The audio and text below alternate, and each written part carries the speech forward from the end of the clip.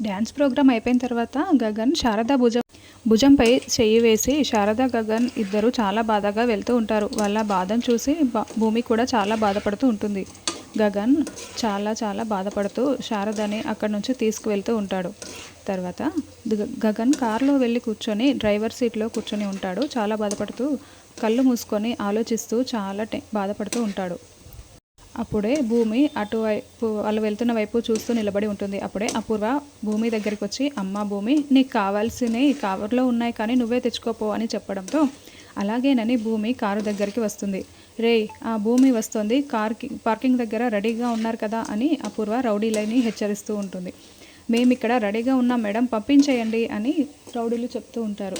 అపూర్వ, భలే ఇవ్వడానికి బకరాని పంపిస్తున్నావన్నమాట అని గోరింటాకు పిన్ని అనడంతో ఇప్పుడు వెళ్ళిన భూమి కలిసిపోయేది భూమిలోనే పిన్ని, తిరిగి ప్రాణాలతో ఇక్కడికి రాదు అని అపూర్వ అంటుంది. అవునమ్మాయి, అంతే కదమ్మాయి అని గోరింటాకు పిన్ని అంటూ ఉంటుంది.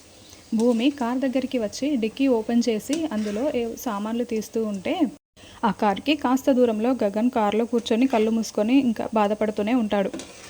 భూమి గగన్ని చూసుకుంటూ బాధపడుతూ ఆ వస్తువుల్ని తీసుకుంటూ ఉంటుంది. అప్పుడే కొంతమంది రౌడీలు భూమి దగ్గరికి వచ్చి భూమిని గట్టిగా నోరు మూసి లాక్కు వెళ్తూ ఉంటారు. వదలండి వదలండి అని భూమి విదిలించుకుంటూ ఉంటుంది. అయినా కూడా వాళ్ళు బలవంతంగా రాక్కు వెళ్తూ ఉంటారు. గగన్ని చూసిన భూమి అరుద్దామని ప్రయత్నిస్తూ ఉంటుంది. అయితే రౌడీలు భూమిని అసలు అరవనివ్వకుండా నోరు నొక్కేసి లాక్కొని వెళ్తూ ఉంటారు. గగన్ పారు పక్క నుంచే రౌడీలు వెళ్తూ ఉంటారు.